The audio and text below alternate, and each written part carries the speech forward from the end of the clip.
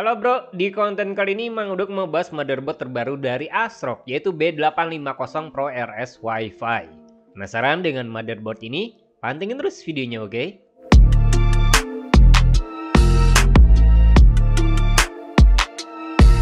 Oke bro, motherboard ini hadir dengan fitur yang cukup lengkap dengan harga sekitar 3,3 nyampe 3,5 jutaan.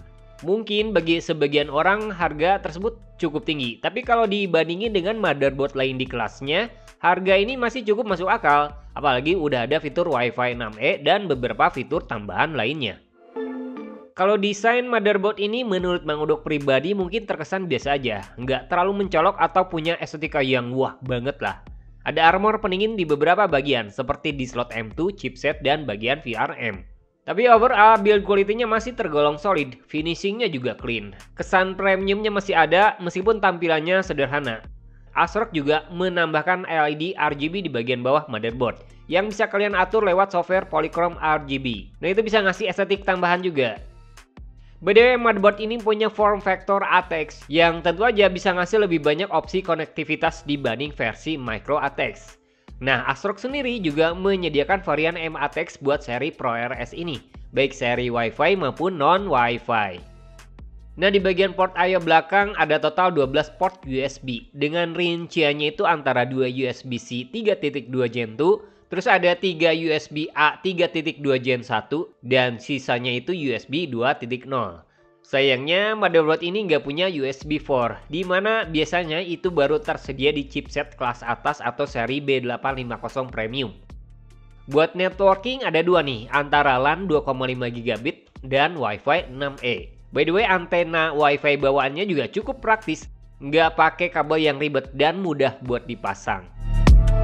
Nah, salah satu keunggulan utama motherboard ini adalah kehadiran dual port display antara HDMI 2.1 maupun USB-C 3.2 Gen 2.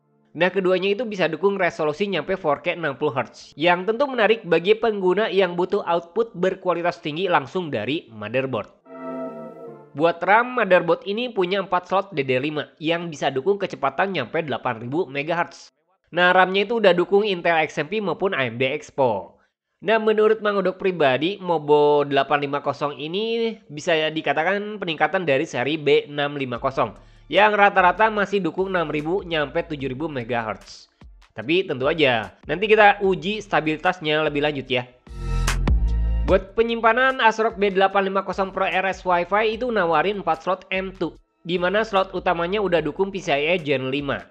Terus sisanya itu ada 2 slot PCIe Gen 4 dan 1 slot ekstra tambahan paling bawah itu dukung PCIe Gen 3. Sementara buat penyimpanan SATA itu ada 4 port. Nah, ASRock juga nambahin fitur DIY friendly buat pemasangan SSD tanpa perlu banyak baut. Meskipun menurut Mang Udok pribadi ada kekurangan di sisi fleksibilitas karena terkadang terasa agak longgar. Kalau audio, motherboard ini pakai Realtek ALC 897 dengan dukungan surround sound 7.1 plus fitur ekstra Nahimic Audio buat pengalaman suara yang lebih baik. Nah, ada satu catatan penting nih buat kalian yang berencana beli motherboard ini. Unit sampel yang Mang Udok terima itu punya kerusakan di bagian port I/O. Kemungkinan itu terjadi saat pengiriman. Terus pengemasannya juga kurang aman. Jadi sampel motherboard ini dikirim tanpa bubble wrap tebal atau packing kayu. Jadi ada bagian yang agak rusak. Untungnya itu nggak mengganggu stabilitas maupun performa secara keseluruhan. Nah, ini bisa jadi catatan penting, khususnya buat kalian yang mau beli motherboard. Jadi pastiin kalian meminta penjual menggunakan bubble wrap yang tebal. Kalau perlu, minta packing kayu ekstra buat keamanan yang lebih maksimal. Oke, sekarang kita lanjut ke bagian spek dan fitur BIOS dari ASRock B850 Pro RS Wi-Fi. Nah, motherboard ini punya beberapa keunggulan penting, terutama dalam hal VRM, PCB, serta fitur overclocking. Itu cukup menarik buat kalian yang mau push up performa lebih jauh. Dari sisi VRM, motherboard ini nawarin solusi 14+2+1 power phase. Itu cukup besar dan siap menampung CPU dengan TDP tinggi, serta siap buat overclocking yang lebih stabil. Salah satu fitur unggulan di bagian ini adalah teknologi Dr. MOS. Nah, ini adalah power stage terintegrasi yang lebih efisien dibanding MOSFET tradisional. Keunggulannya, arus daya yang dikirim bisa lebih besar di tiap phase. Jadi klaimnya itu bisa menghasilkan suhu yang lebih rendah dan kinerja bisa lebih optimal. VRM ini juga diperkuat dengan konektor daya 16 pin dengan dukungan teknologi High Density Power Connector. Nah, ASRock mengklaim konektor ini mampu menahan arus lebih besar dibanding konektor standar. Jadi, sistem bisa lebih stabil bahkan dalam kondisi overclocking ekstrim. Nah, motherboard ini juga menggunakan 8 layer PCB yang punya beberapa keunggulan kayak suhu bisa lebih rendah, efisiensi daya bisa lebih baik maupun stabilitas sinyal yang lebih tinggi. Itu juga bakal berpengaruh ke memori overclocking. Karena desain PCB seperti ini, biasanya motherboard bisa dukung mode RAM berkecepatan tinggi dengan lebih stabil. Kalau BIOS, motherboard ini udah pakai BIOS modern yang lebih ramah buat pengguna. Salah satu keunggulannya itu adalah update BIOS yang lebih mudah. Dimana kalian nggak usah pakai CPU maupun RAM buat update BIOS. Cukup pakai USB dan terhubung ke PSU, lalu tekan tombol BIOS flashback. Nah, di dalam BIOS ada dua pengaturan utama yang menurut Mang Udok itu bisa kalian manfaatin buat ningkatin performa secara keseluruhan. Pertama ada performance boost dan performance preset. Nah, opsi ini bisa cukup menarik buat diungkap, apalagi jika kalian pengen performa maksimal tanpa harus khawatir misal suhu CPU terlalu tinggi. Kalian bisa pilih Precision Boost Overdrive-nya on dengan batas suhu maksimal misal nyampe 85 derajat Celcius. Nah, ASRock juga menyediakan dua preset yang bisa kalian pilih sesuai kebutuhan. Nah, nanti kita lihat perbedaannya dalam pengujian lebih lanjut.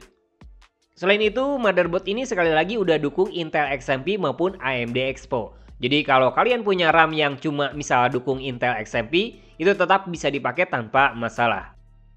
Intinya sih BIOS ASRock ini sekarang udah cukup friendly dan mudah diatur.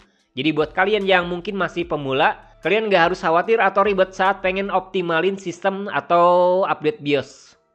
Kalau software, ASRock sebenarnya nawarin cukup banyak opsi, tapi semuanya harus diunduh secara terpisah. Nah, dari sekian banyak software, mungkin yang paling berguna dan sering dipakai itu adalah ASRock Polychrome RGB. Itu buat ngatur pencahayaan RGB di motherboard. Cuma sayang software ASRock Polychrome RGB di motherboard terbaru ini masih kurang stabil. Kadang RGB-nya nggak terdeteksi atau tiba-tiba mati sendiri tanpa alasan, khususnya bagian RGB ya. Jadi menurut Mang Udok pribadi, ASRock perlu update software terbaru buat fitur RGB-nya bisa lebih optimal. Itu masukan sih. Nah, gimana dengan performa? Oke, sekarang kita masuk ke pengujian performa dari ASRock B850 Pro RS Wi-Fi. Buat memastikan motherboard ini bisa bekerja optimal, Mang Udok pakai beberapa komponen pendukung yang cukup mumpuni. Di antaranya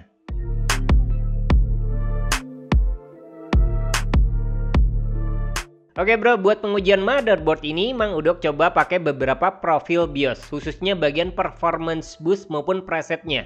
Dan ternyata memakai profil BIOS yang berbeda secara teoritis itu bisa ngasih kinerja yang berbeda pula, khususnya saat mau dites di Cinebench R23 Multicore. Nah, yang paling mencolok perbedaannya itu terlihat pada mode Cinebench Profile 1 dan PBO On. Itu bisa menghasilkan skor tertinggi. Meskipun itu selisihnya nggak terlalu berbeda dengan mode CB Profile 2 dengan PBO On. Kalau mode Auto itu menghasilkan skor terendah. Yang menarik justru mode PBO On 85 dengan Cinebench Profile 1 aktif. Itu bisa jadi solusi terbaik dengan menjaga suhu tetap aman max nyampe 85 derajat Celcius. Nah, buktinya perbandingan suhu rata-rata antara semua profil BIOS tersebut, mode PBO dengan dibatasi itu sangat efektif buat menjaga suhu tetap aman di bawah 90 derajat Celcius. Nah, suhu tertingginya itu ada di mode Cinebench Profile 2 dengan PBO On. Itu bisa mencapai suhu di atas 95 derajat Celcius. Ternyata itu karena clock speed rata-rata bisa cukup tinggi, mencapai 4761 MHz. Kalau terendah itu bisa mencapai 4676 MHz ketika mode PBO 85 aktif. Nah, di sisi lain konsumsi daya juga berpengaruh banget. Rata-rata ketika mode PBO On dengan Cinebench Profile 1 itu bisa mencapai angka 93 watt lebih. Nah, terendah dan paling hemat itu justru ada di mode 85 dengan angka 82 watt rata-rata. Padahal kalau lihat hasil skor multicore-nya itu cukup efektif. Nah, gimana dengan suhu SSD? Apa SSD Z540 PCIe Gen 5 tanpa heatsink itu bisa adem ketika pakai solusi heatsink bawaan Mobo? Kalau dibanding dari beberapa motherboard yang pernah Mang Udok coba, rata-rata saat pakai solusi heatsink Mobo ini sebenarnya cukup adem dan bisa efektif dari performa. Suhu rata-rata saat kerja tinggi itu bisa mencapai angka 60 derajat Celcius. Meskipun bukan yang terbaik, tapi itu bawa peningkatan berarti dibanding B650M Pro RS. Nah, kinerja overclocking di motherboard ini juga bisa cukup baik, meskipun itu tergantung pada memori yang kalian pakai. Contoh nih, Mang Udok pakai mode RAM DD5 T-Create dari Team Group, di mana buat profile default OSI 6400 MHz itu ternyata sangat stabil. Padahal sebelumnya saat dites di motherboard Asus X670i Gaming Wi-Fi, itu nggak stabil saat OSI profilnya aktif. Nah, sementara overclocking manual kinerja RAM sebenarnya cukup terbatas. Modul memori yang Mang Udok pakai itu max-nya itu nyampe ke 7200 MHz dengan latensi 38. Nah, di up lebih tinggi itu masih belum mungkin kan, apalagi jika pengen latensi lebih rendah. Tapi itu menunjukkan ruang overclocking RAM di motherboard ini masih sangat baik secara keseluruhan. Oke bro, buat kesimpulannya nih, ASRock B850 Pro RS Wi-Fi menurut Mang Udok pribadi bisa jadi motherboard yang solid dengan VRM kuat, dukungan RAM yang tinggi, BIOS user yang friendly, networkingnya juga lengkap. Performa juga bisa sangat baik, terutama jika kalian bisa bermain dengan mode profile BIOS berbeda. Itu bisa ngasih keseimbangan antara performa dan suhu yang maksimal. Cuma ada beberapa kekurangan, seperti software RGB yang masih kurang stabil, maupun fitur pemasangan tanpa baut SSD yang agak longgar. Build quality armor pendingin juga bukan the best sih. Nah, layak dibeli nggak? Jawabannya iya, jika kalian butuh motherboard dengan fitur lengkap, VRM mumpuni, dan harga terjangkau. Tapi bisa nggak ideal jika kalian pengen motherboard buat overclocking ekstrim, khususnya buat entusias. Nah, gimana menurut kalian? Coba tulis di kolom komentar ya. Nah, itu dia ulasan singkat tentang motherboard ASRock B850 Pro RS Wi-Fi. Gak semua diungkap, tapi semoga bermanfaat.